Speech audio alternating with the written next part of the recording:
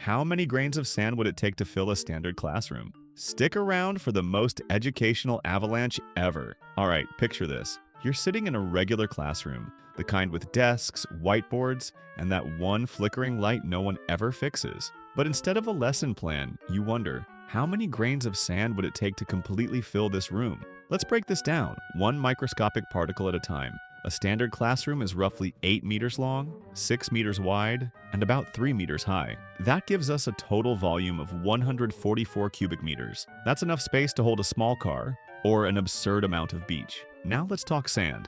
The average grain of sand is 0.5 millimeters wide, or 0.000025 meters in radius. That means each grain takes up about 6.510 billionths of a cubic meter. Teeny tiny. You lose more than that in your shoe at the beach. But sand isn't perfectly packed. There are air pockets, irregular shapes, and the occasional pebble stowaway. So we'll assume a 60% packing efficiency, typical for sand piles. Now for the math. Take the room's volume, adjust for packing, and divide by the volume of a single grain, and you get 1.32 trillion grains of sand. That's right, you'd need over a trillion grains to flood the classroom from floor to ceiling.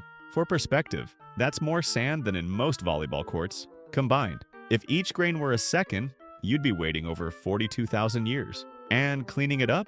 Let's just say the janitor's quitting. Now this assumes no desks, no chairs, and that you don't mind losing track of literally everything you own. So unless you've got a bottomless sandbox, an industrial funnel, and no fear of never finding your whiteboard again, this is one classroom activity best left theoretical. But hey, now you've got a fun fact for your next awkward pause in class. Follow for more ridiculous space-filling math, and let me know in the comments, what room should we flood with sand next?